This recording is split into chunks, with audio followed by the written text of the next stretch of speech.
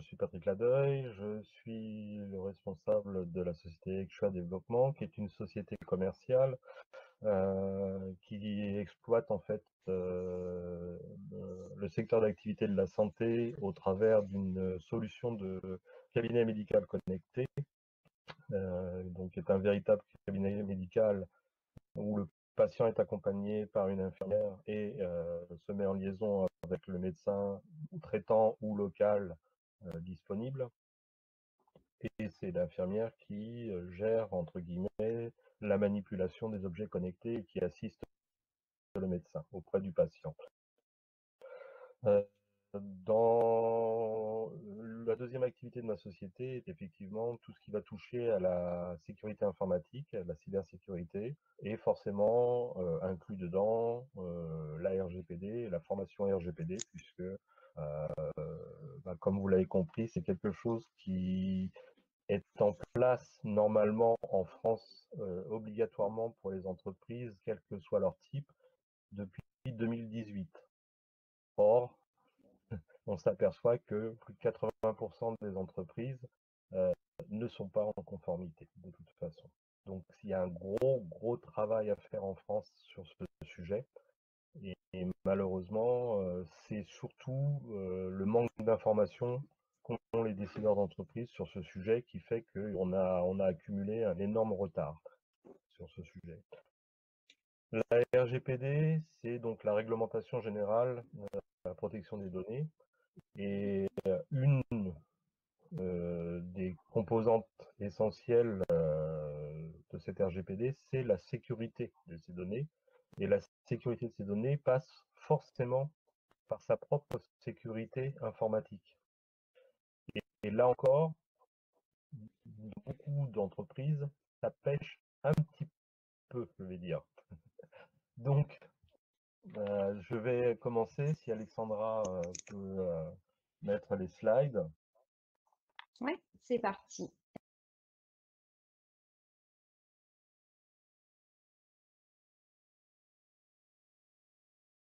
Un constat, c'est que quand on parle de données informatiques, pourquoi on en parle autant en ce moment? C'est parce que les cyberattaques se sont développées de façon totalement exponentielle, et ce depuis essentiellement depuis début 2020 avec le Covid. Je pense que le fait d'être confiné a permis aux hackers d'amplifier en fait entre guillemets le mouvement parce qu'il y a eu une croissance des attaques. Quand vous regardez par exemple sur ce site de Kaspersky, vous avez les attaques en temps réel, quel que soit le type d'attaque, sur les différents pays. Et la France, nous sommes le 7e pays le plus attaqué.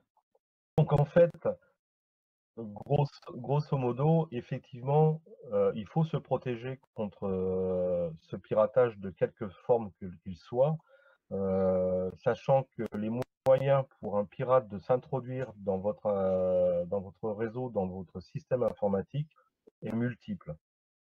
Donc, il y a ce qu'on appelle le phishing, l'hameçonnage, l'ingénierie sociale, le ransomware. Je vais passer un petit peu sur l'explication de ces différents modes. Simplement, le phishing, c'est un procédé qui va en fait par un mail essayer de récupérer vos adresses email et vos données rapidement accessibles. Le hameçonnage, ça va être d'essayer de récupérer en fait par un mail nocif des composantes qui sont sur vos supports informatiques. Donc vous allez répondre à ce mail et là on va vous installer en fait un petit logiciel, on va dire, pour récupérer ces données. Ingénierie sociale, là ça va être plutôt de faire en sorte de vous faire croire que vous subissez une attaque de façon à intervenir faussement, ou éventuellement c'est de se faire passer pour quelqu'un d'autre. Exemple, dernièrement, une société s'est fait voler plusieurs millions d'euros par un appel à la compte. comptable qui a dit qui s'est fait passer pour le PDG tout simplement de la société, du groupe, et qui a dit j'ai besoin d'un virement immédiat pour une signature client, comment ça se fait que je ne l'ai pas eu, etc., etc. Et la personne, en fait, a fait le versement sur l'adresse bancaire qu'on lui donnait, et voilà, ils se sont fait dépouiller. Les ransomware, je pense que c'est les attaques que l'on subit en ce moment, notamment dans le domaine de la santé. C'est-à-dire qu'on va pénétrer votre système informatique et le bloquer en cryptant la totalité de votre système. Et si vous ne versez pas de somme, en fait, quelle qu'elle soit la somme, vous risquez de perdre effectivement tout le travail d'une entreprise et toutes vos données informatiques. On va passer au suivant. Donc l'état des lieux, en fait, aujourd'hui, c'est que les entreprises françaises, effectivement, sont attaquées et on ne le sait pas toujours. Mais grosso modo, sur 2020, 9 entreprises sur 10 ont connu une attaque, sous quelque forme que ce soit. Hein. 258 000 euros, c'est ce qui a été prélevé sur les entreprises qui ont cédé aux attaques ou la somme que peut représenter les pertes monétaires d'une attaque sur une entreprise. Et 58% des consommateurs ont cessé d'utiliser un service à la suite d'une fuite et d'un incident de sécurité. Et 53%, c'est les cas d'infection des entreprises qui sont provoqués par un collaborateur inconscient des risques ou négligent. En fait, si on passe à la slide suivante, le plus gros ennemi en matière de sécurité informatique dans les entreprises, ce sont les utilisateurs eux-mêmes. Donc bon, j'ai mis un petit slide avec les cyberattaques en France sur 2020. C'est, comme vous pouvez le noter, on est vraiment énormément touché. 60% des TPE quand même. Maintenant, ce n'est plus une question de taille d'entreprise. C'est devenu un véritable business pour les black hackers, les black hats, comme on dit, donc les chapeaux noirs. Donc les hackers, vous avez les chapeaux noirs et les chapeaux blancs. Les chapeaux noirs, c'est les méchants, les chapeaux blancs, c'est les gentils. Donc le slide suivante.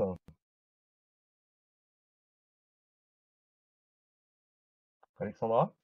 Ah. Oui, c'est bon. C'est juste en train de s'afficher. Effectivement, les entreprises ne sont pas préparées.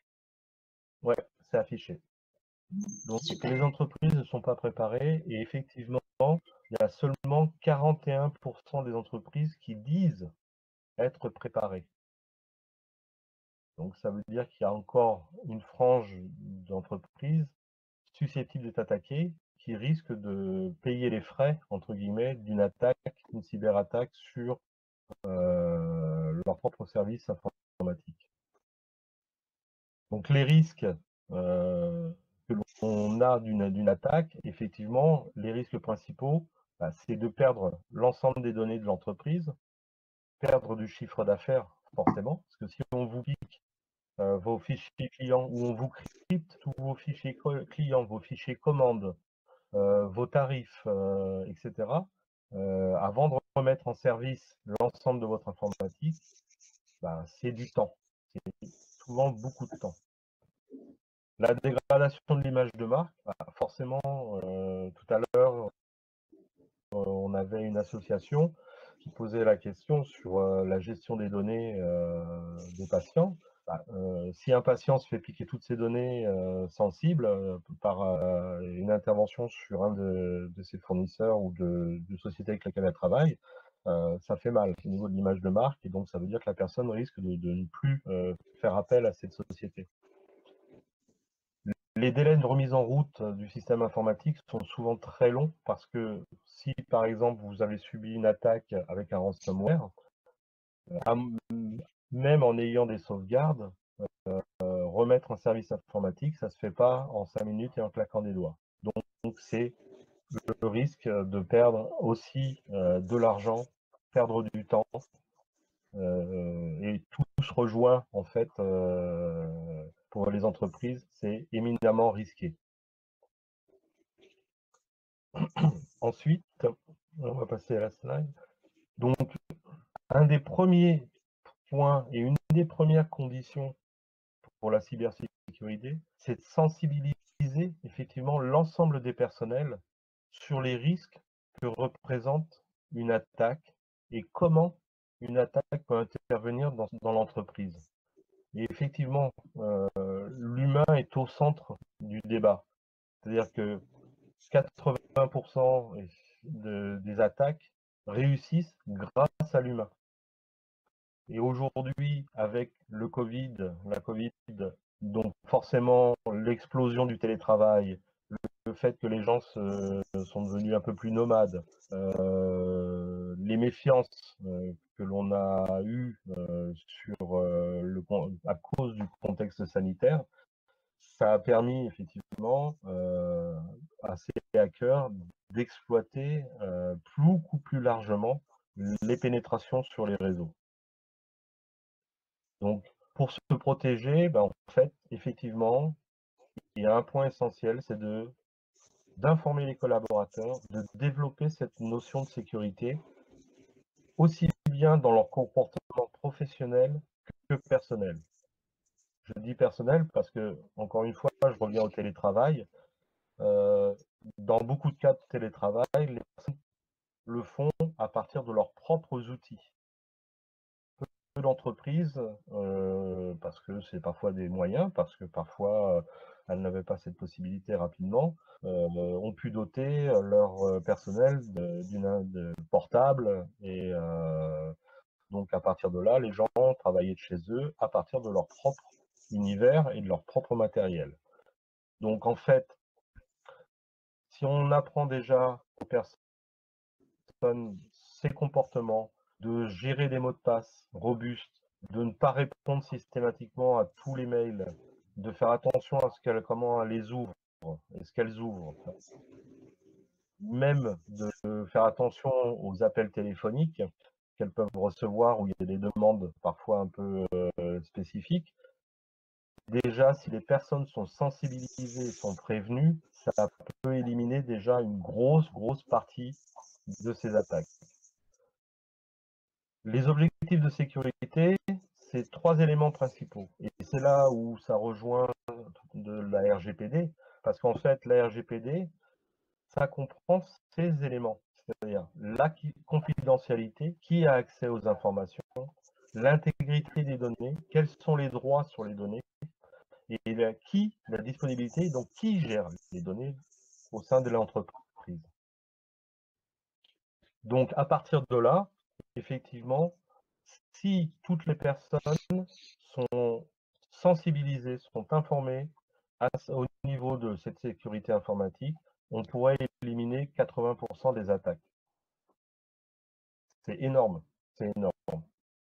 Et en fait, c'est purement et simplement un manque d'information au sein des entreprises qui fait que des attaques réussissent. Donc, en fait, il y a les 12 commandements de la sécurité informatique. Alors, avant peut-être de démarrer les 12 commandements, s'il y a déjà quelques questions.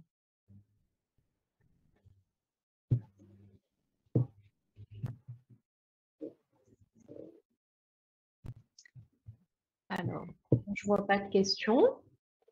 Non. Pas de questions? Alors, c'est parti J'ai pour été les clair. 12 commandements. Ouais. Alors, on est parti pour les 12 commandements.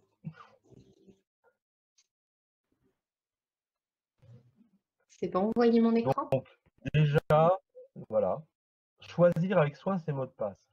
En fait, une des facilités qu'ont les pirates de pénétrer les systèmes informatiques, c'est qu'on a des mots de passe qui sont sensiblement toujours les mêmes.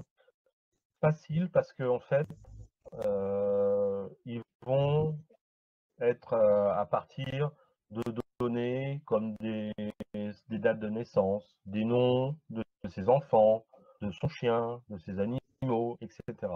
Un pirate, quand vous avez des données, des mots de passe qui comportent des informations personnelles, je pense à des dates de naissance, au nom de votre chien, de votre mari, votre date de mariage, etc. En fait, grosso modo, si je dois pirater votre système, en moins de 5 minutes, je vais trouver votre mot de passe. Parce que on laisse des traces partout sur Internet, on laisse des informations, et à partir de ces informations, ça peut être un truc tout bête. Vous avez mis en ligne sur un réseau une petite vidéo, vous avez votre petit chien avec vous, puis vous lui donnez bah tiens, c'est Chouchou, je vous présente Chouchou. Si ça se trouve, si votre mot de passe c'est Chouchou, et ben voilà, votre mot de passe a été trouvé en quelques minutes. Donc, un mot de passe fort, c'est un minimum 12 caractères.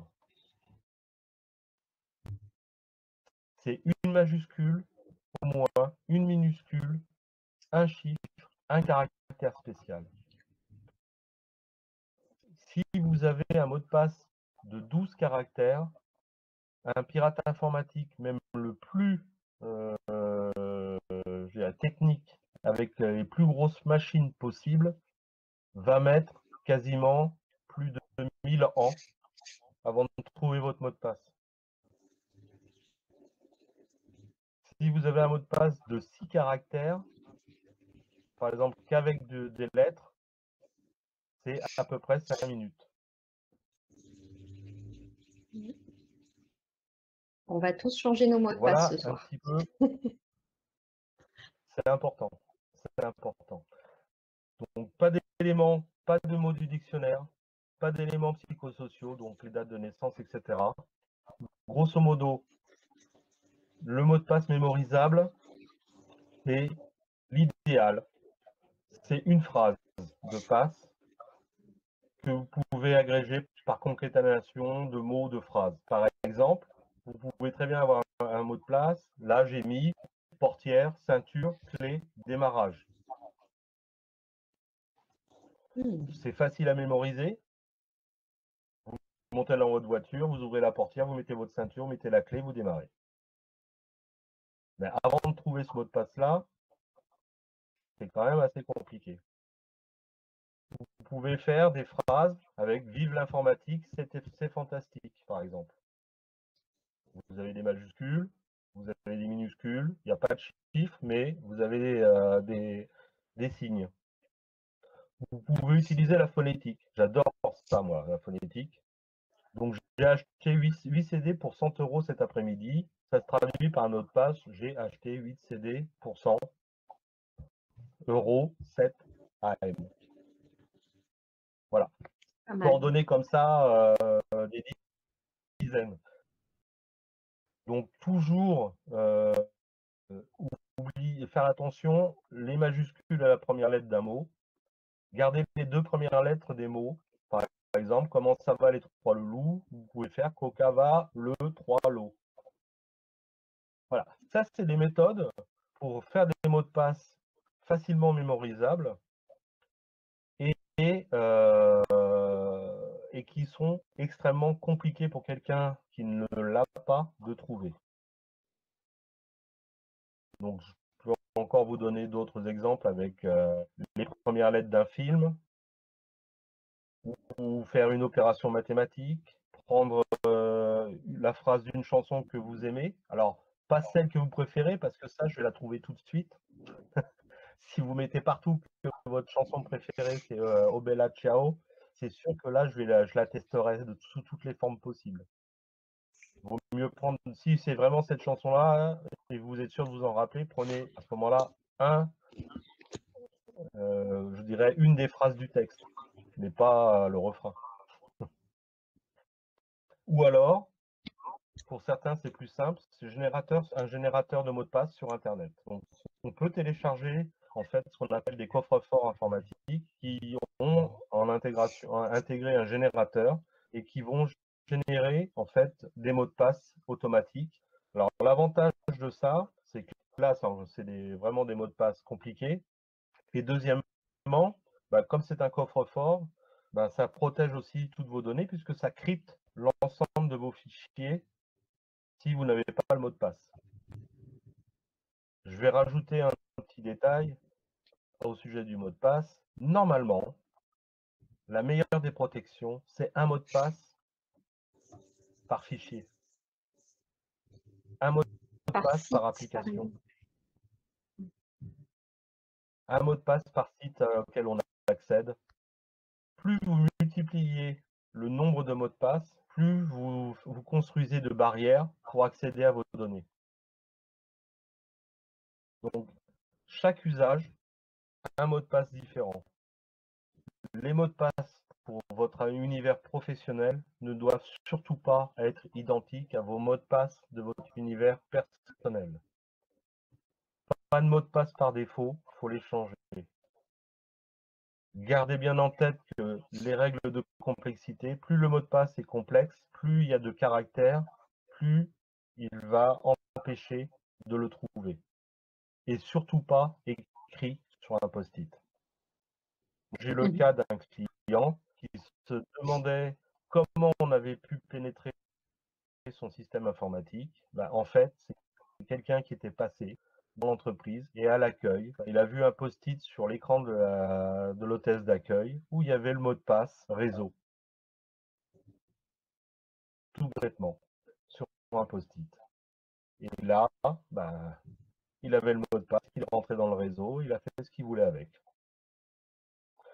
Donc, le conseil, effectivement, la solution du coffre-fort numérique, comme KeePass ou comme LogSelf, c'est des coffres-forts gratuits que vous installez sur vos ordinateurs, vont vous permettre de protéger vos données en les cryptant, d'une part, et d'autre part, pouvoir vous fournir des mots de passe automatiquement. Donc, vous n'aurez qu'un seul mot de passe à retenir pour ouvrir le coffre-fort, et lui ouvrira tous vos fichiers cryptés quand vous en aurez besoin.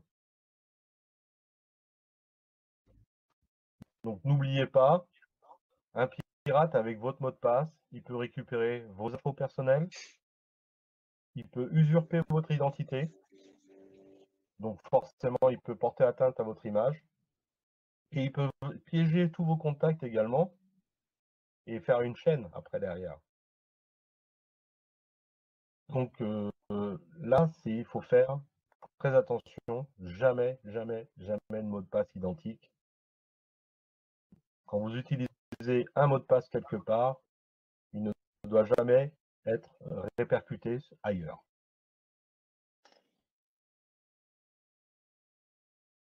Des questions? J'ai une petite question pour vous, Patrick. Où est-ce que en fait se trouve vraiment, où est-ce qu'on est vraiment vulnérable? Je vois en fait qu'il y a des mots de passe. En fait, je vois toutes ces règles, mais à quel moment on est le plus vulnérable en termes de pratique quotidienne en fait, lorsque même si on change des mots de passe, est-ce qu'il y a des endroits où on est plus vulnérable que d'autres endroits? En fait, la sécurité, c'est un ensemble. Donc, une des composantes sont les mots de passe, puisque aujourd'hui, on est de toute façon sur une forme de nomadisme, puisque vous avez vos ordinateurs portables, vous avez vos téléphones, vous avez des tablettes. Donc, par exemple, un truc tout bête, pour ouvrir une session sur votre ordinateur, vous utilisez un mot de passe. Pour ouvrir votre téléphone, vous utilisez un mot de passe. Pour ouvrir votre tablette, vous utilisez un mot de passe. Rien que là, déjà, vous devez avoir 3 mots de passe différents. Donc, toute la problématique, elle est là, en réalité. C'est que on a tendance, parfois fainéantise, ou parce qu'on se dit on va pas multiplier le nombre de mots de passe parce que je vais plus m'en rappeler, à laisser ça un petit peu de côté.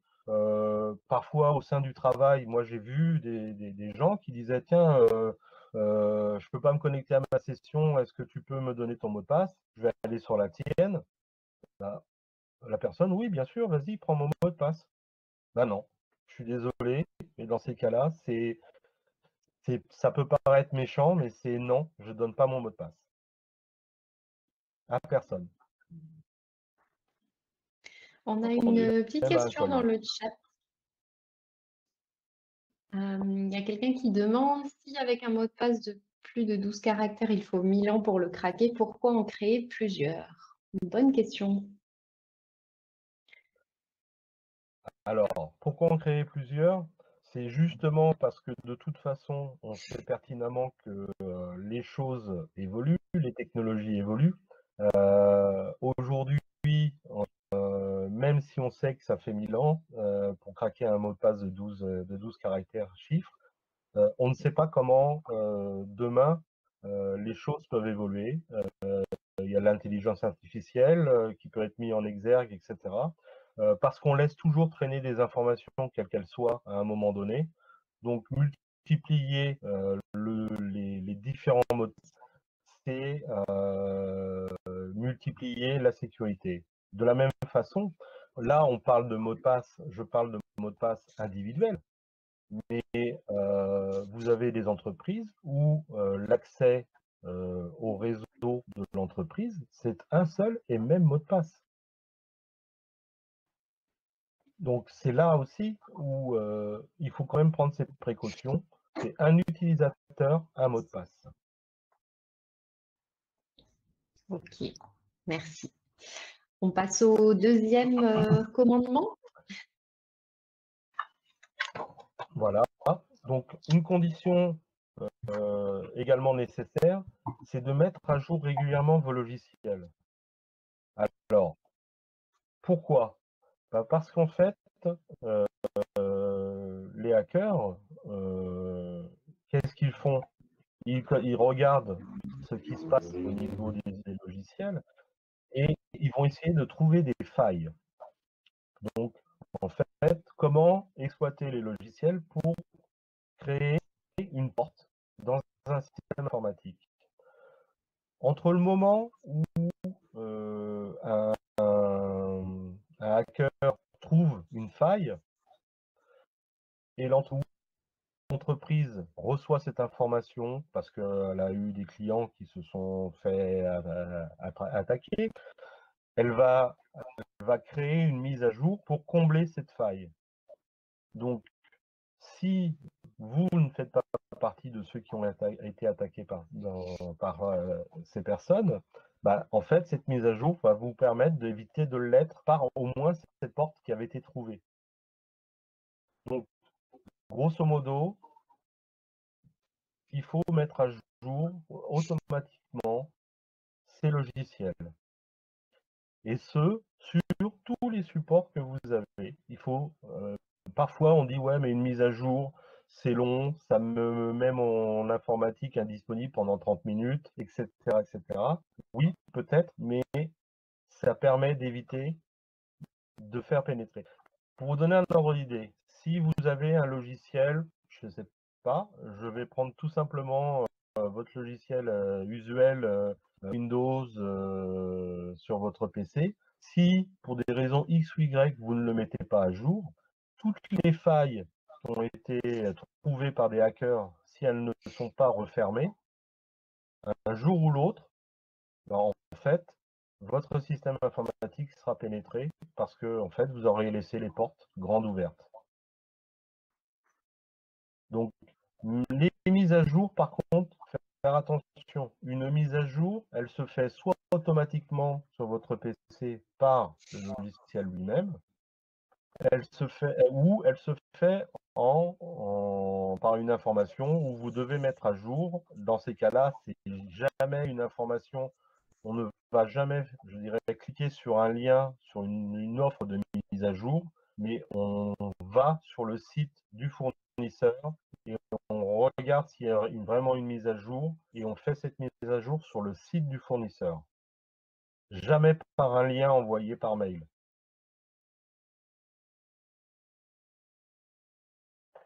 Ok. Alors, le troisième. Sur les mises à jour, c'est... Voilà. Donc, bien connaître ses utilisateurs et ses prestataires. Oui. Pourquoi? En fait, simplement, ces utilisateurs, on va passer, sait que, grosso modo, les failles, c'est 80%. Mais on s'est aperçu dans le temps que la plupart des cyberattaques, en fait, ça a été par l'intérieur. Alors, volontairement ou involontairement, mais c'est souvent par l'intérieur. Donc, vous avez des gens qui communiquent des mots de passe de leur société ou de leur ex-société par vengeance, par exemple. Donc, elles ouvrent elles-mêmes la porte à des hackers pour qu'ils aillent attaquer leur ancienne entreprise. Vous avez effectivement beaucoup de gens, parce qu'ils s'en foutent un petit peu, ils ne respectent aucune règle de sécurité et vont comme ça ouvrir des portes. Mais 60% en fait des attaques sont réussies parce que ce sont des gens de l'intérieur. Alors ça ne veut pas dire qu'il faut se méfier de tous ces employés, hein. Ça veut dire simplement que, là encore une fois, l'information sur la sécurité doit être primordialement mise en avant et en exergue auprès de l'ensemble de ces employés. Pareil, quand on a des prestataires ou des fournisseurs qui demandent des droits d'accès, il faut savoir pour quelles raisons réelles ils peuvent avoir besoin de ces droits d'accès, et ces droits, quels sont les droits qu'on peut leur laisser éventuellement. En règle générale, si on a vraiment un prestataire qui a besoin de pénétrer dans son réseau informatique, il faut lui ouvrir une porte momentanée et refermable à tout moment. Bien entendu, on ne donne jamais, on ne prête jamais sa propre session. On ne donne jamais de droit d'administrateur à quiconque.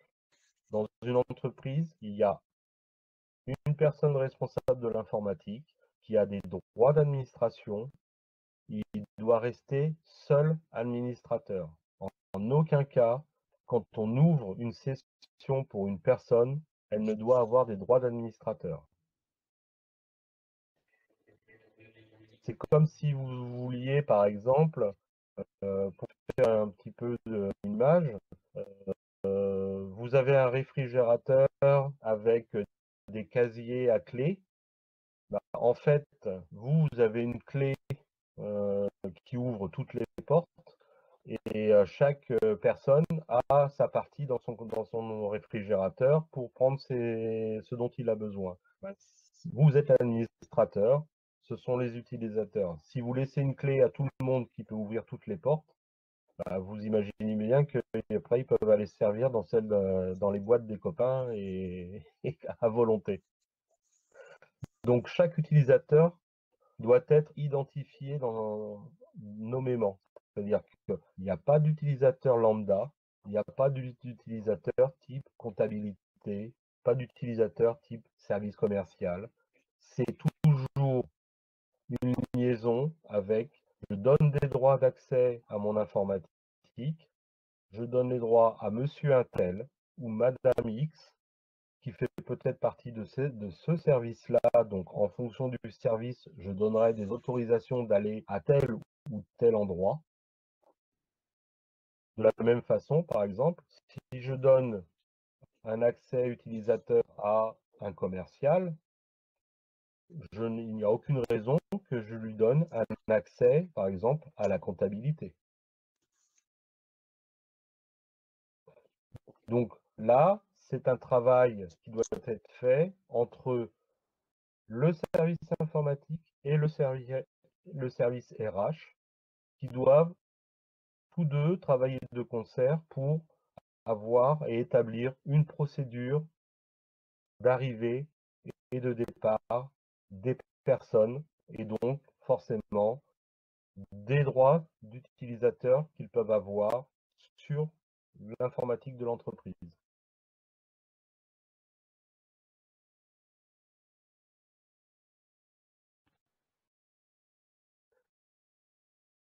Pas de questions? Donc le quatrième point, c'est effectuer des sauvegardes régulières. Alors, ça, c'est une chose. Ça commence à rentrer un petit peu dans les esprits. Bon, je pense que les informations sur toutes les attaques qu'il y a eu ces derniers temps ont sensibilisé quelque part un petit peu cette notion de sauvegarde. En règle générale, qu'est-ce qui fait qu'on perd des données? Dans 37% des cas, c'est une mauvaise manip. On a effacé des données. Bon. Souvent, c'est lié au fait d'être administrateur au lieu d'être utilisateur. Dans 20% des cas, c'est des chocs électriques. Il y a des entreprises qui ont parfois, alors ça peut faire sourire certains, mais qui n'ont pas d'onduleur derrière leur serveur. Malheureusement, la foudre peut tomber et un choc électrique, ça vous grille tout. 17%, c'est quand même le hacking, les virus. 14%, ce sont les cambriolages, les vols.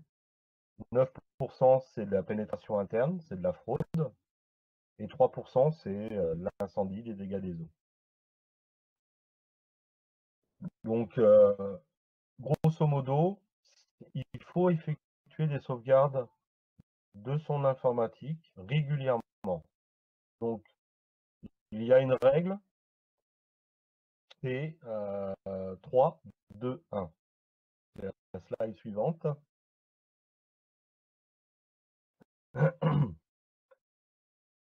Donc 3, 2, 1, c'est 3 copies de vos données sur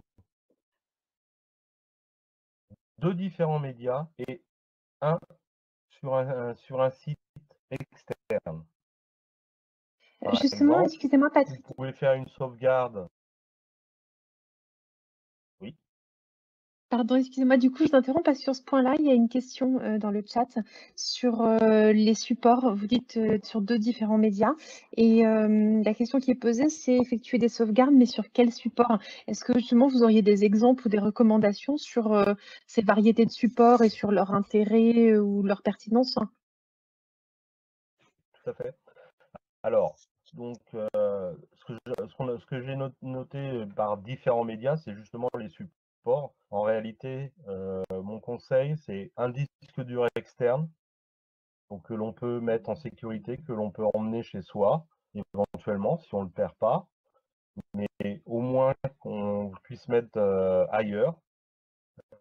Et derrière, ça peut être sur une clé USB. Après, tout dépend de la grosseur de. Ça peut être sur un CD également. Tout dépend de la grosseur. Ça peut être sur un PC portable.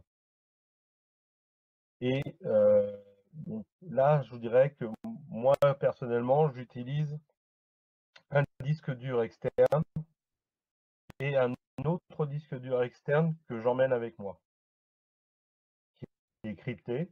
Donc même si je le perds, de toute façon, les personnes ne peuvent pas retrouver, je dirais, les données qui sont dedans. Et une copie hors site, donc ça, c'est l'idéal, c'est effectivement pouvoir, par exemple dans le cloud, faire une sauvegarde également. On voit de plus en plus Et mon cette conseil, sauvegarde au niveau des clouds. oui. Et du coup, Alors, est-ce qu'il y a la des sauvegarde conseils cloud, là-dessus? alors, c'est toujours pareil. Une sauvegarde, quand on l'externalise, c'est une sauvegarde cryptée. C'est pas si vous sauvegardez des documents, votre comptabilité, etc. L'ensemble des fichiers doivent être cryptés. Donc en fait, encore une fois, on en revient aux clés d'accès et aux mots de passe et aux logiciels d'encryptage que sont par exemple les coffres-forts. Quand vous avez vos fichiers dans votre coffre-fort, ils sont cryptés. Quand vous faites votre sauvegarde, la sauvegarde sera cryptée. Donc à partir de là, même sur la cloud, aujourd'hui, il y a eu très peu d'attaques sur les clouds pour récupérer des données. Et si en plus c'est crypté, il y a peu de chances qu'on récupère vos données sur les clouds. Donc quand on fait une sauvegarde, on peut faire des complètes ou des différentiels. Des complètes à timing régulier, différentiel le plus souvent possible. Faire des tests de restauration pour vérifier qu'il n'y a pas de lézard. Et également, pourquoi pas, donner la possibilité à chaque utilisateur d'avoir une sauvegarde de son propre PC local sur les données qu'il conserve qui ne sont pas sur le réseau. Pourquoi? Bah, tout simplement parce que je vais prendre un exemple tout bête. Un commercial, il est en pourparlers avec un client. Aujourd'hui, il a fait une offre ou par mail, il a fait vite fait un petit PowerPoint ou vite fait un petit Word ou un petit Excel pour faire une petite offre juste pour tester le client. Il ne l'a pas mis sur le réseau, il ne l'a pas sauvegardé sur le réseau, mais ça aurait été bien qu'il le sauvegarde ne serait-ce que sur une clé USB au cas où. Ça évite d'avoir à perdre ce genre de données et éventuellement pour lui-même d'avoir perdu le suivi de ce qu'il avait fait avec ce client ou ce prospect. Régulièrement, ça veut dire quoi pour vous? Pour moi, c'est à minimum une fois par semaine. Et pour une complète, et pour les différentiels, c'est à minimum tous les jours, voire tous les 2 jours.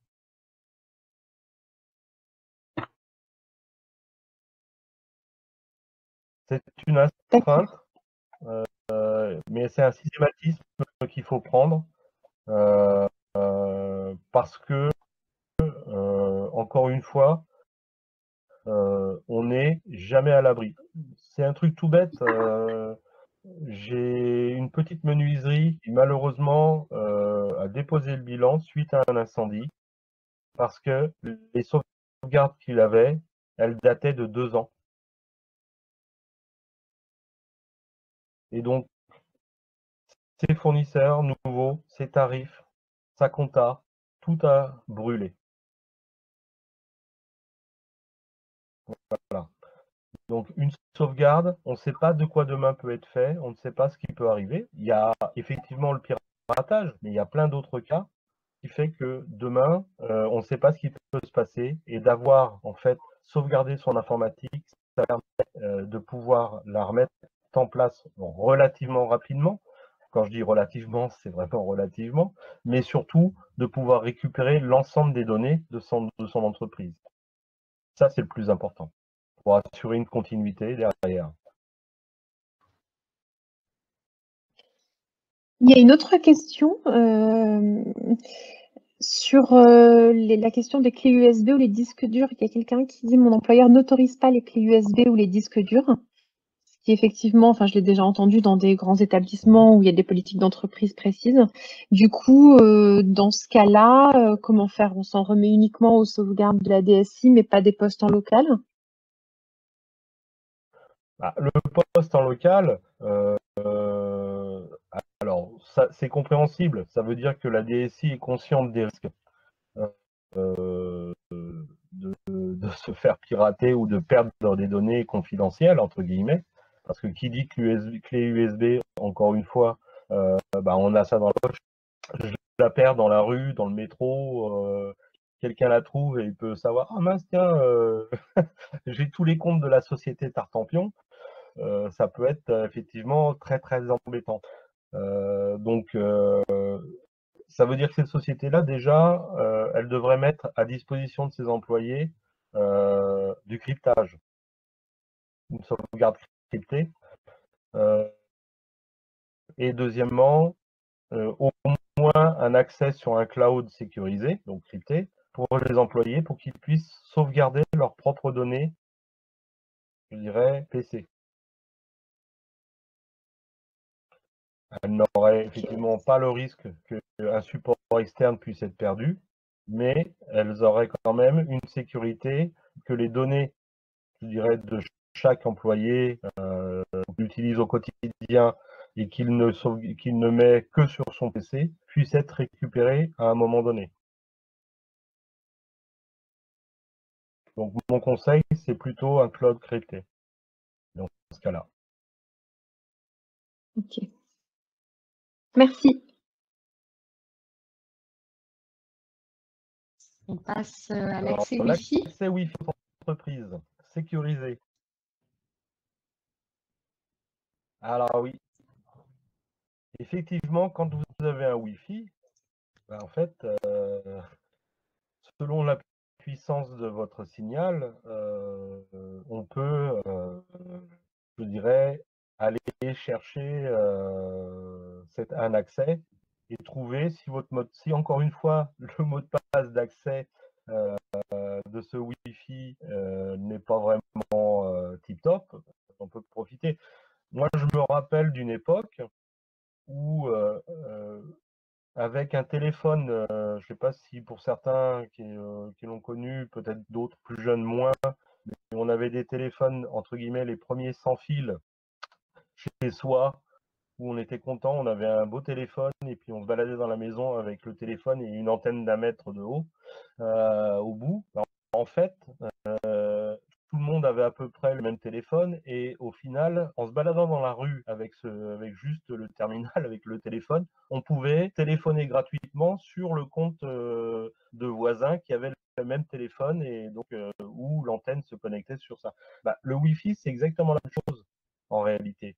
Je me balade dans la rue avec un portable, avec un petit logiciel de décryptage de mots de passe. Je me mets quelque part et je chope un signal, on me dit tiens ben voilà, il est sécurisé, je tente et parfois ils sont même pas sécurisés vraiment, donc ben, en fait je vais me balader sur le Wi-Fi et si en plus ça me donne accès au réseau informatique de l'entreprise, après je peux aller où je veux. C'est par exemple ce qui se passe, c'est le slide d'après, Alexandra. Quand vous avez par exemple un Wi-Fi invité ou un Wi-Fi hotspot, si il n'est pas protégé, je peux vous garantir que un Wi-Fi public, un hotspot, dans certains restaurants, ils proposent du Wi-Fi à leurs clients, c'est sympa. Mais s'il n'est pas sécurisé, ben en fait, les clients peuvent avoir accès à l'ensemble des gens, des téléphones ou des portables des gens qui sont connectés dans le restaurant, voire sur la caisse du restaurant, etc. Donc, les hotspots, c'est une porte ouverte, je dirais, facilement pénétrable. Donc, les mots de passe, ben pareil, de son Wi-Fi, ils doivent être effectivement importants et éviter les web et les WPA, parce que maintenant les WPA-ES ou des WPA2 qui sont beaucoup plus sécurisés. Changer les clés de chiffrement par défaut. Alors les clés de chiffrement par défaut, c'est tout simplement la clé qu'on vous donne avec votre box Wi-Fi. Sauf qu'elles sont faites par un algorithme facile à comprendre pour un pirate. Et à partir du moment où il a réussi à choper une dizaine de ces clés de chiffrement, il connaît la méthode et il trouve facilement comment comment obtenir la vôtre. Désactiver le Wi-Fi s'il n'est pas nécessaire. Ça peut paraître idiot, mais oui. C'est pas plus bête de couper le Wi-Fi la nuit, parce que de toute façon, ça va servir à personne dans l'entreprise. Donc, si on coupe son Wi-Fi, ben, tout simplement, ça évite que toute personne puisse faire une tentative de détention. Si vous voulez faire un Wi-Fi invité, encore une fois, il doit être démarqué, spécifique, avec un autre mot de passe différent et surtout pas avec un accès sur votre réseau informatique.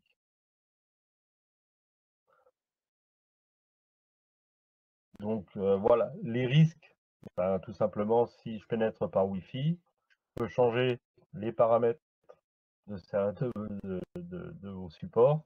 Je peux éventuellement écouter vos communications. Je peux intercepter vos données et je peux utiliser votre accès en fait pour des fins illégales. Beaucoup de hackers utilisent ce genre de système pour faire rebondir en fait leurs signaux pour ne pas qu'on les trouve, pour se cacher derrière, tout simplement. Donc à un moment donné, quand on fait ce qu'on appelle du forensic, c'est-à-dire de la recherche d'une attaque,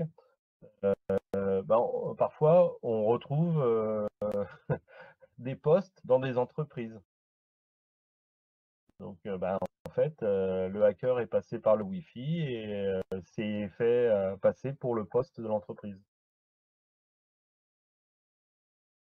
L'utilisation du Wi-Fi, vous pouvez effectivement, l'alternative quand vous êtes sur des réseaux publics, donc des réseaux partagés, c'est d'avoir un VPN. Alors, je sais que c'est quelque chose de payant, le VPN. Bon, ça coûte entre 2 à 10 € par mois selon les fournisseurs. Mais un VPN, je pense que est-ce que tout le monde sait ce que c'est? C'est bien d'expliquer peut-être rapidement. Oui, moi j'aimerais Non? bien avoir une explication. Si, j'aimerais bien avoir une Un explication. VPN, c'est D'accord. Alors, le VPN, c'est en fait, c'est un réseau privé virtuel. C'est-à-dire, en fait, quand vous, par exemple, dans votre entreprise, vous avez plusieurs postes qui vont se connecter à votre entreprise, c'est autant de postes qui vont pouvoir ouvrir des portes et être exploités par un hacker. Un VPN, c'est-à-dire qu'en fait, grosso modo, on va créer une seule porte d'entrée extériorisée à votre réseau. Donc, en fait, les gens vont se connecter d'abord à ce VPN qui, lui, va connecter à votre réseau informatique. C'est-à-dire qu'en fait, au lieu d'avoir, si vous avez 50 personnes qui essayent de se connecter sur votre réseau via un Wi-Fi ou via leur propre Wi-Fi ou via tout système, en fait, ils vont arriver sur un serveur virtuel qui est le VPN. Et lui va établir une connexion et un seul tunnel en fait avec votre système informatique et bien entendu avec un contrôle et une sécurisation. Donc vous diminuez forcément tout risque que l'on pénètre votre réseau informatique tout simplement en n'ayant qu'une seule porte d'entrée, même si vous avez 50, 100 utilisateurs différents. J'ai été clair?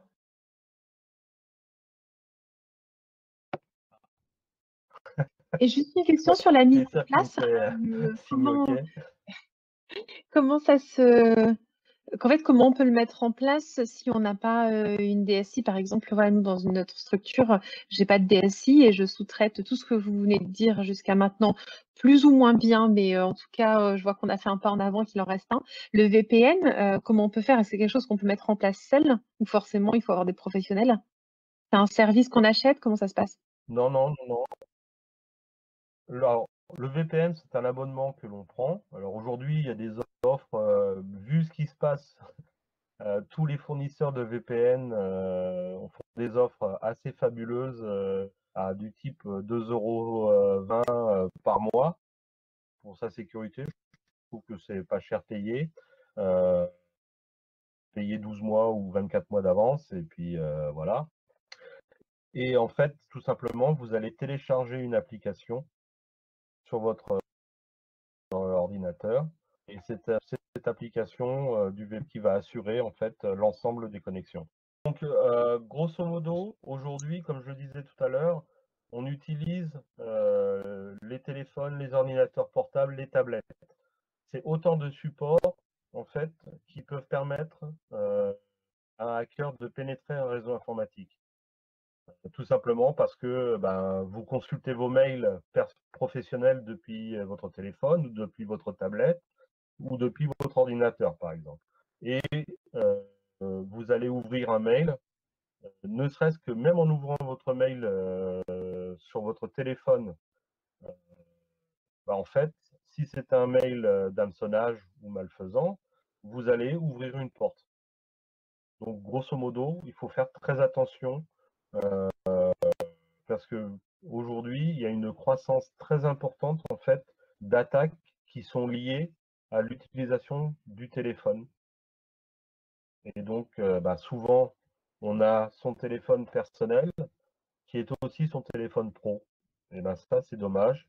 Mais normalement, on devrait avoir deux téléphones, un pro, un perso. Alors, évitez les téléphones double puce.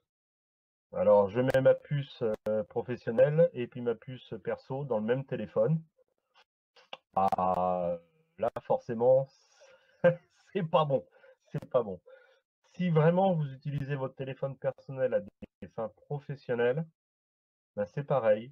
Il va falloir multiplier les mots de passe, utiliser les solutions de reconnaissance faciale, d'empreinte pour déverrouiller, chiffrer la mémoire et encore une fois, faire des sauvegardes régulières et bien entendu, télécharger dessus que les applis nécessaires.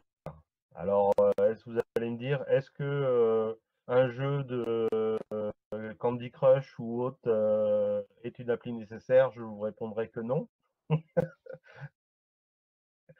Mais voilà, normalement, c'est comme ça. Bon, encore une fois, mon meilleur conseil, c'est quand même de séparer, d'avoir deux téléphones bien distincts, le pro, perso.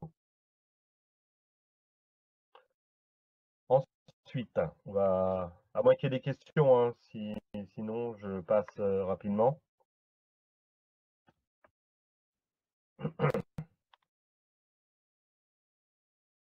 Donc, protéger ces données lors des déplacements, c'est une des conditions également. Donc, tout simplement, bah, c'est ce qu'on vient de dire.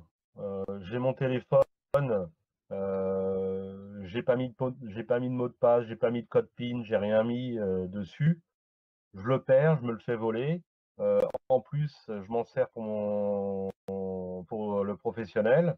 Bah, là, ça veut dire qu'on a accès à ma boîte mail pro. Bon, ça veut dire que peut-être j'ai mis mes mots de passe dessus pour m'en rappeler, etc., etc.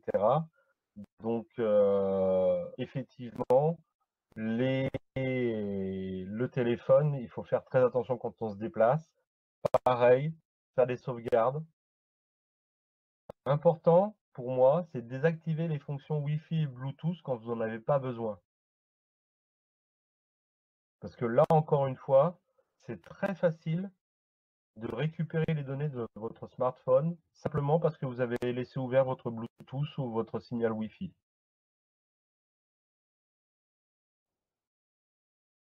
Donc, évitez de connecter vos équipements entre eux si ce n'est pas nécessaire. Par exemple, vous prenez votre smartphone, ah tiens, j'ai une photo sympa, je vais passer sur mon PC, la photo. Là, encore une fois, si en plus c'est votre PC pro, bah, vous risquez de faire transiter pas seulement que la photo. Donc, faire très attention également quand vous interconnectez deux équipements ensemble. Le 8e commandement, c'est bien sûr un point important, c'est être prudent lors de l'utilisation de la messagerie.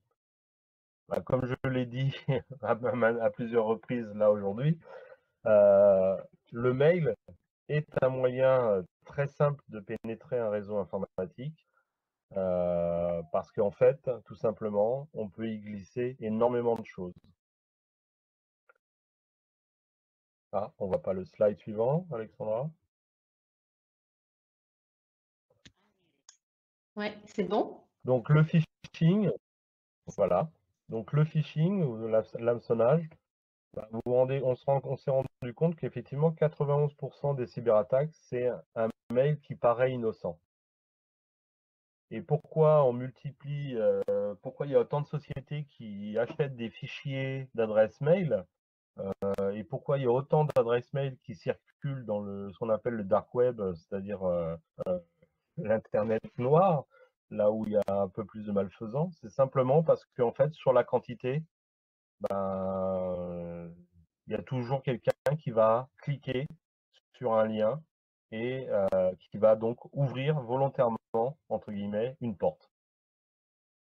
Donc quand on reçoit des mails, à moins qu'on connaisse la personne, il faut toujours vérifier l'identité de l'expéditeur. Quand vous avez un mail, vous recevez un mail qui, pas forcément qui vous paraisse bizarre, mais pas forcément d'une personne que vous connaissez, ou d'une entreprise que vous connaissez, il y a un truc très simple, c'est de vérifier l'URL. Donc, en fait, tout simplement, qui vous envoie, regardez l'adresse mail de l'expéditeur.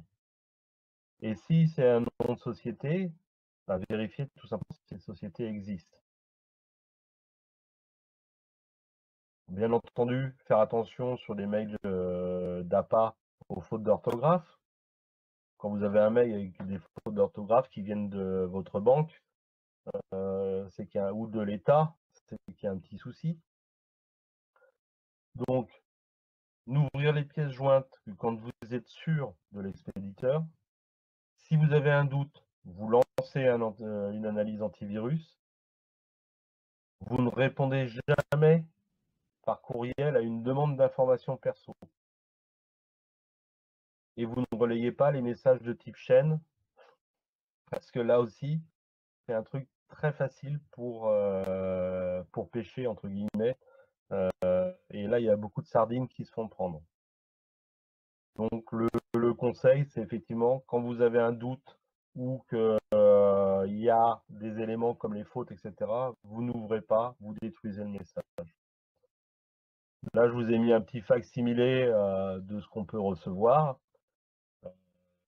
Quand vous regardez qui vous l'a envoyé, vous voyez que c'est no reply iTunes support moroccohacker.com. Bon, ça c'est un fake de l'adresse, mais grosso modo, ça peut être tartampion.impôt.gouv.com, par exemple. Donc alors là, en plus, si vous avez vu que l'adresse, ça correspond pas vraiment à ce que vous pensez, que vous voyez qu'il y a des fautes, c'est même pas la peine. Vous effacez tout de suite.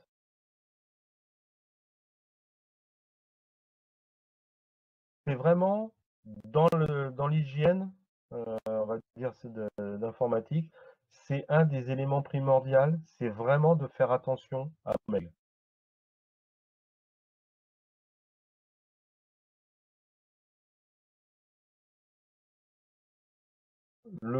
Alors, non, il n'y a pas d'autres questions.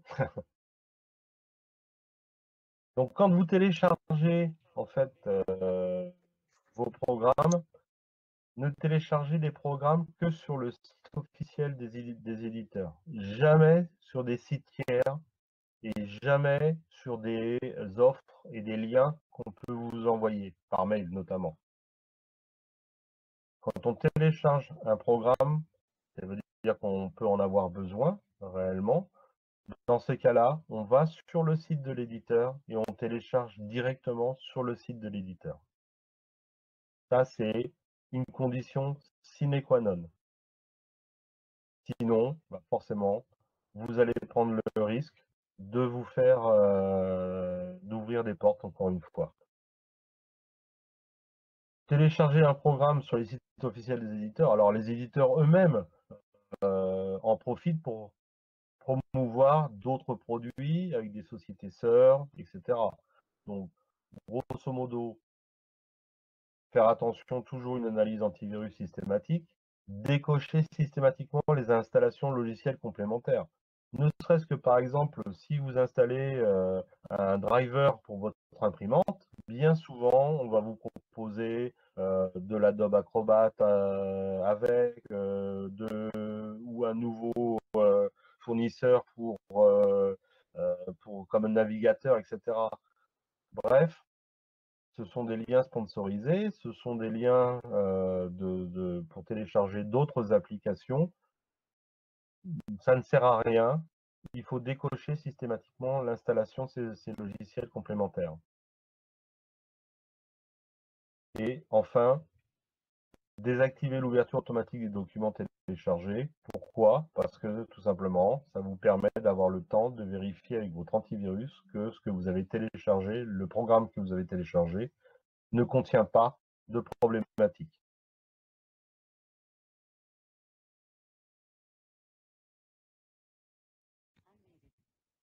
C'est bon, on peut passer au numéro 10. Oui, bien sûr. Alors, pour les paiements sur Internet.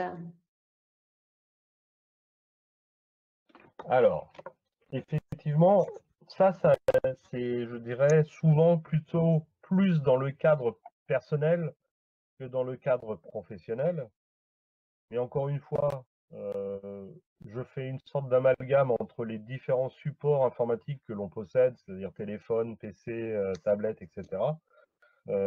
Et donc, comme je vous le disais tout à l'heure, mon téléphone peut permettre, si je l'utilise aussi pour consulter mes mails professionnels, peut permettre à des hackers de pénétrer le réseau de mon entreprise via mon téléphone et quand je me connecte à mes mails. Donc, grosso modo, quand on paye sur un site internet, déjà la première chose, quand on va sur un site, c'est de vérifier s'il est déjà HTTPS.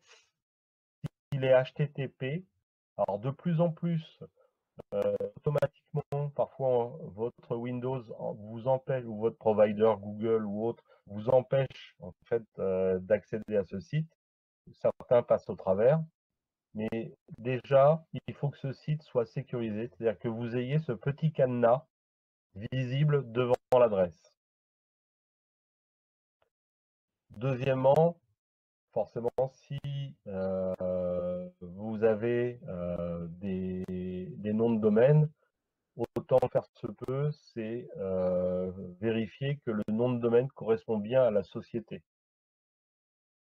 Par exemple, vous avez fnacdownload.com ou download.fnac.com. L'un des deux peut vous amener sur un site qui n'est pas la Fnac, mais un faux site qui va récupérer vos données.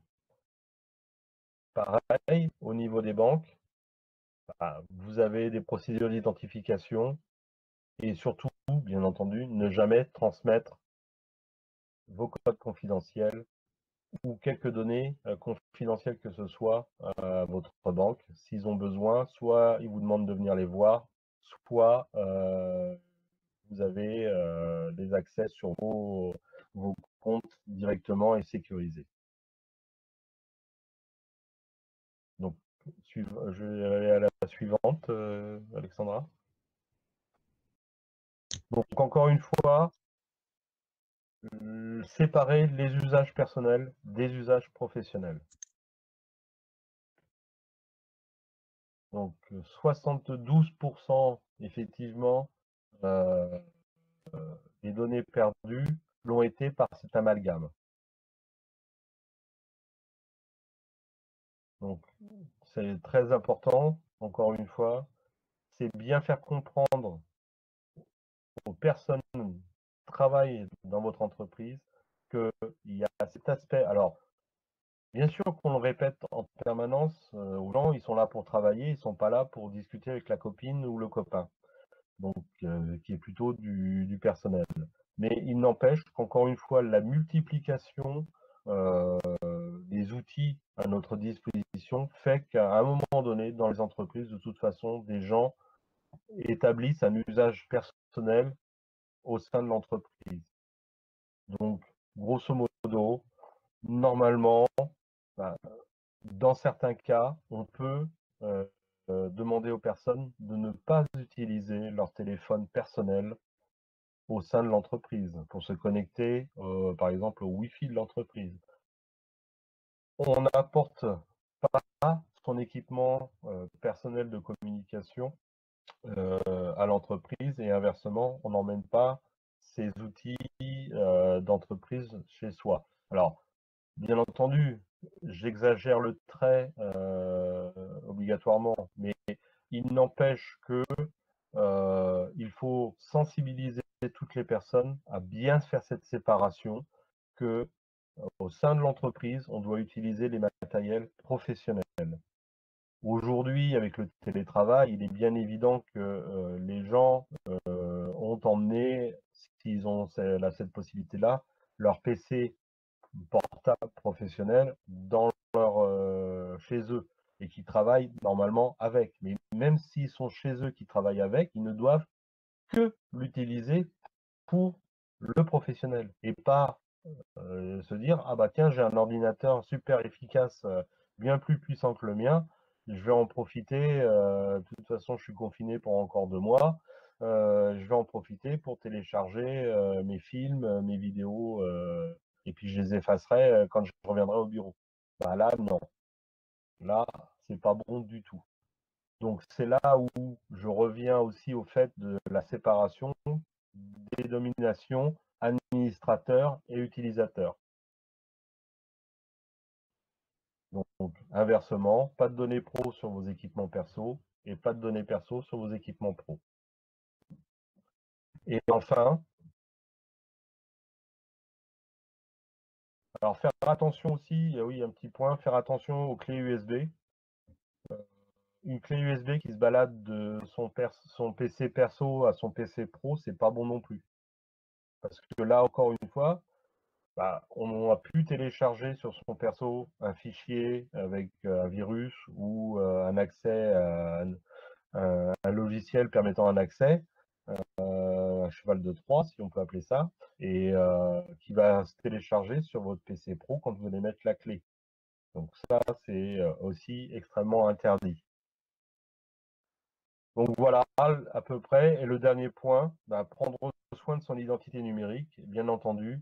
Moins on sait de choses sur vous, sur la toile, mieux c'est. Donc, grosso modo, ça peut être bénéfique d'être connu, entre guillemets, ou d'utiliser les réseaux, etc., pour se faire mieux connaître. Mais ça doit rester des informations, je dirais, purement professionnelles, si c'est des réseaux professionnels, et avec un minimum, je dirais, d'informations personnelles qui puissent circuler. Donc la prise de soin de son identité numérique est importante, parce qu'aujourd'hui, bah, on le voit avec les réseaux sociaux, on le voit avec la RGPD, bah, grosso modo, plus j'ai d'informations qui sont accessibles, plus mes données et les possibilités d'en savoir plus sur moi sont ouvertes. Donc les infos sur les forums, les jeux concours, les formulaires en ligne, ça doit rester le strict minimum si vraiment vous voulez faire un jeu concours, etc. Sur les réseaux sociaux, c'est pareil. Minimisez les accès, vérifiez vos paramètres de sécurité, de confidentialité. Ne laissez pas vos données partir librement n'importe où. Multipliez les adresses email, au moins ayez 2 adresses email, votre professionnel, votre personnel sérieuse et éventuellement une personnelle pour, je sais pas, faire visiter les sites de vente en ligne, etc., etc. Et utiliser le nouveau droit de la RGPD. Alors, la RGPD, je vais y revenir dans la deuxième partie où là, je vais rentrer vraiment dans le détail de la RGPD, mais déjà, Dans 2 semaines. Voilà, l'ensemble de ce que on vient de voir, bah, en fait, font partie d'une procédure pour mettre en place la RGPD. Vous verrez que, en fait, c'est tout simple, mais il y a un parcours à faire qui est important. Donc, pour donner déjà une information, le droit de la RGPD, ça vous donne le droit à tous, à titre individuel, de pouvoir demander à quelque société que ce soit, pour quelque raison que ce soit, d'effacer de modifier tout ou partie des données qu'il possède sur vous, de pouvoir donc effacer la totalité, de pouvoir avoir un droit de regard, donc de faire une demande, de savoir quelles sont les informations qu'il possède sur vous. Et dans le cas où ces sociétés ne respectent pas votre volonté, sachez que en 5 minutes, vous pouvez déposer plainte auprès de la CNIL sur cette mauvaise gestion de vos données. Les entreprises qui ne respectent pas la RGPD, en ce cas-là, si elles se font rattraper par la patrouille, ça leur fait très très mal, puisque ce sont des amendes qui peuvent aller jusqu'à 2 à 4% de leur chiffre d'affaires. Dernièrement, il y a une petite société qui exploitait en fait les emails pour pouvoir envoyer de la communication pour leurs clients. C'était une petite société de 2 personnes. Ils se sont pris 20 000 € d'amende parce qu'ils ne respectaient pas la confidentialité des données. Ça va, et là, c'est une petite somme.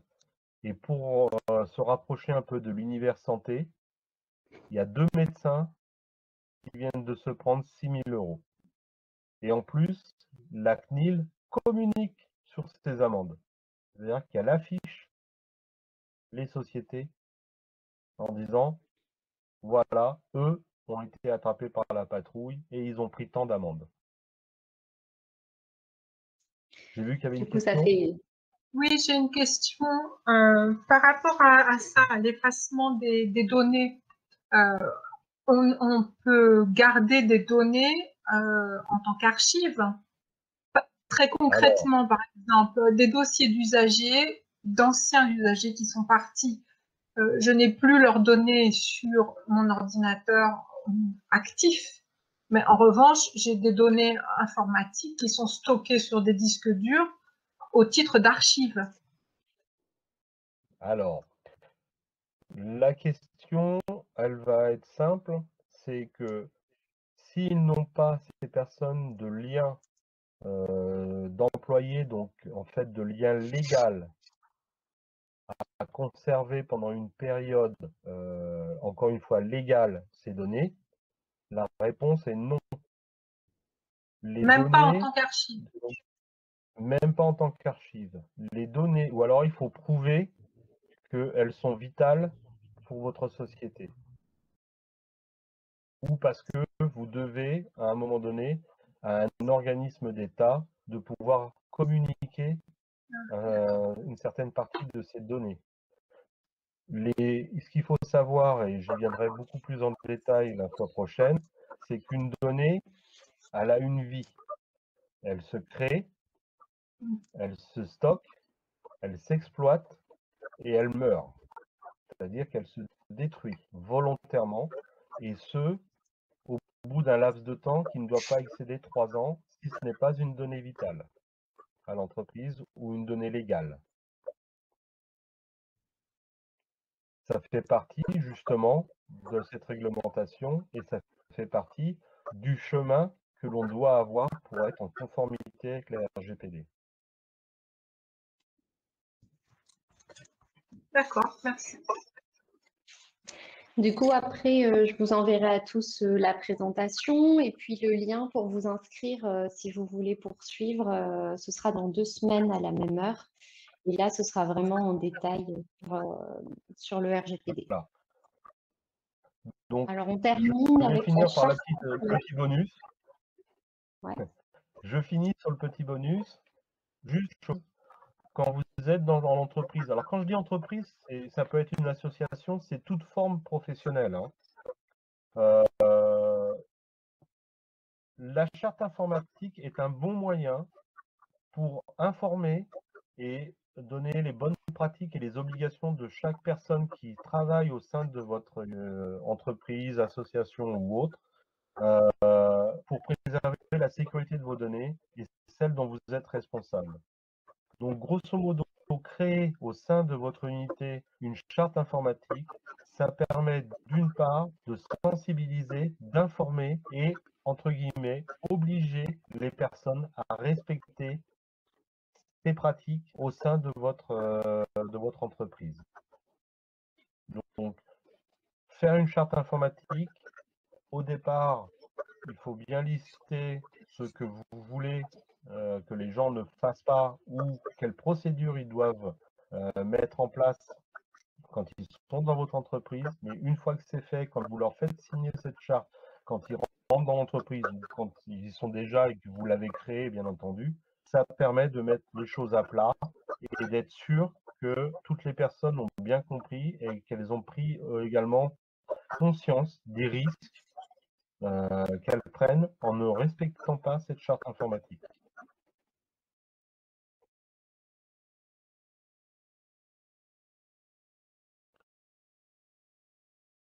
Alors bien entendu, je me rappelle plus la slide suivante. C'est un récap. Alexandra. Oui, vous m'entendez? Donc, oui. Ouais. Donc, j'ai mis un petit récap. Je pense que c'est sur lequel tous les points il faut faire attention. Vous avez donc, si Alexandra va vous envoyer effectivement cette petite présentation, vous avez dessus mes coordonnées. N'hésitez pas à m'appeler ou à me demander des informations si ça peut vous aider. J'ai aucun souci avec ça. Bon, après, si vous voulez aller plus loin, je ne vous cache pas que les services peuvent être payants dans certains cas. Mais voilà, je peux vous aider effectivement à suivre déjà au niveau de la sécurité et de l'hygiène informatique, d'avoir ces bons réflexes et de pouvoir mettre en place certaines choses au sein de vos univers. Merci Patrick. Est-ce qu'il y a des questions avant de terminer la session? J'ai une petite question, Patrick. J'ai pas vu l'intérêt d'avoir un antivirus. Est-ce que ça sert toujours à quelque chose ou non? Et est-ce que le fait, par exemple, de mettre à jour Windows Defender, donc en gros le filtre Windows Defender, ça suffit? Ou est-ce qu'il faut avoir d'autres logiciels ou des antivirus plus performants? Donc la question, je pense qu'elle peut se poser pour tout le monde aujourd'hui. C'est voilà. Très sincèrement, aujourd'hui, Windows Defender est très au point. L'avantage, c'est comme c'est mis à jour très régulièrement, dès qu'une faille est repérée, si on fait ces mises à jour régulièrement, bien entendu, Windows Defender protège très bien. Donc ça sert à rien d'acheter un petit antivirus et de dépenser de l'argent pour rien. Franchement, Windows Defender fait le job. Maintenant, tout dépend encore une fois de l'importance de votre réseau informatique. Plus votre réseau informatique va être important, c'est-à-dire que je dirais qu'au-delà de 10 postes, oui, on peut prendre un anti-malware ou un antivirus en supplément pour couvrir davantage de surface, comme Kaspersky ou bref, je ne veux pas faire de pub pour d'autres. Vous avez un très bon outil qui s'appelle Asset Manager qui franchement vous protège, permet de faire du cryptage, etc. C'est un peu cher, mais vous êtes parfaitement protégé déjà. À partir du moment où, encore une fois, on respecte certaines choses dans l'utilisation quotidienne. Mais voilà, pour répondre, Windows Defender est déjà bien. Ça ne sert à rien de prendre un antivirus en plus. Merci. Il y a une question dans le chat. Est-ce que les extensions de type malware bytes sur les navigateurs, est-ce que la personne qui vient de citer, d'écrire, est-ce qu'elle peut juste expliquer son point de vue ou sa question? Ouais, parce que là, j'ai pas trop compris. Oui, bonjour. C'était par rapport à la sécurité, puisque vous parliez de Windows Defender. Je sais qu'il existe des extensions de sécurité pour la navigation sur les navigateurs, hein, enfin, tels que Malwarebytes ou autres. Donc ça, on ajoute de Windows Defender et voilà. Est-ce que ça peut avoir un rôle de sécurité supplémentaire par rapport aux attaques, en tout cas, ou des possibles attaques qu'on peut avoir sur les sites Internet? Très sincèrement, aujourd'hui, les gros opérateurs de navigateurs se protègent en temps réel. Alors, bien entendu, si c'est un malware qui se balade, vous allez être protégé. Si vous allez sur un site où il y a un malware caché, malheureusement, il ne vous empêchera pas de risquer de vous faire attraper. C'est toute la problématique, mais Windows Defender est là aussi pour assurer le fait que vous risquiez quand même le moins possible. Et encore une fois, après derrière, ce n'est ni plus ni moins que dépendant de vous et encore une fois de ce que vous téléchargez. Il ne faut jamais oublier que, encore une fois, l'utilisateur est vraiment au cœur du système. Je suis d'accord avec vous, hein. Enfin, moi, je suis très Vous êtes Windows même, Defender parce qu'on a fait des tests avec Avast et on s'est rendu compte que Windows Defender avait trouvé des virus que n'avait pas trouvé Avast, par exemple, en version de base. Et voilà. tout à fait. Hein, voilà. C'est pour ça que je disais, franchement, moi, sur mon PC, je n'ai pas, sur mon portable, je n'ai pas autre chose que Windows Defender. Hmm. Bon, par contre, à côté, j'ai un coffre-fort numérique, j'ai des mots de passe carabinés et tous mes fichiers sont cryptés. Je suis d'accord. D'autant que comme j'ai des outils pour pénétrer les réseaux informatiques et tester les défenses de réseau, j'ai plus de 600 outils pour pénétrer un réseau informatique. Vous doutez bien que j'ai pas envie qu'on me les pique. Hmm. J'ai Par contre, une si question. vous pouviez... Oui, j'ai Je une suis question. désolé. Qu'est-ce que vous pensez quand on demande, quand Google nous demande de préserver notre mot de passe? Qu'est-ce que vous en pensez? Nous propose, quand on crée un mot de passe et qu'on a la petite Alors, icône qui dit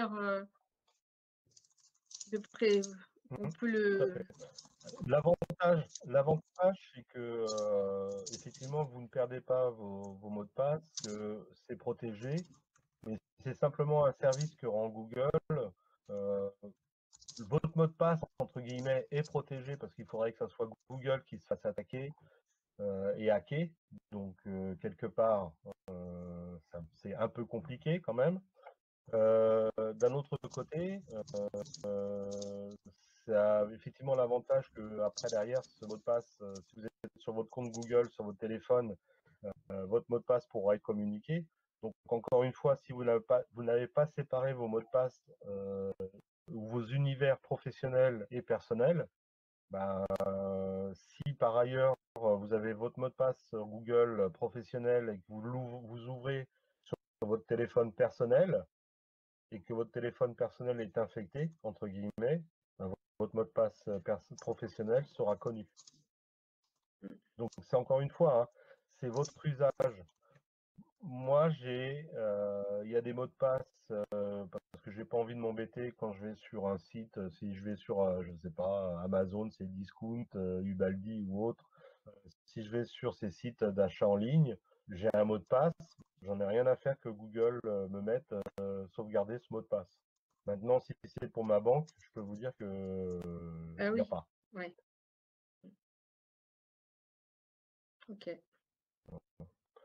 Donc, c'est à vous, encore une fois, de faire le ménage, entre guillemets, dans vos mots de passe et de ce qui doit, entre guillemets, avoir une importance ou peu d'importance. Sur Google, vous pouvez avoir vos mots de passe, vous pouvez avoir vos numéros de carte bleue. Même si c'est hyper protégé, moi je déconseille. On n'enregistre jamais ces numéros de carte bleue. Nulle part. Tant pis. Si on fait un achat sur Internet, ben, il faut aller chercher sa carte, la remettre. Oui. Mais voilà, niette. On ne met jamais en mémoire ces numéros de carte bleue. On ne met jamais en mémoire ces numéros, ces mots de passe importants, etc., etc. Bon, je vois que l'heure D'autres questions? tourne. Est-ce qu'il y a une dernière question?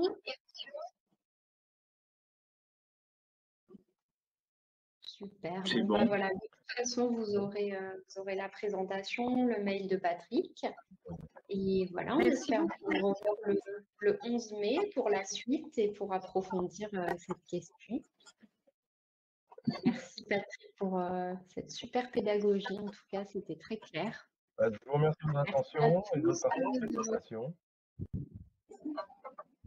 Merci. À bientôt. Bonne journée. Merci. Merci Merci à Alexandre.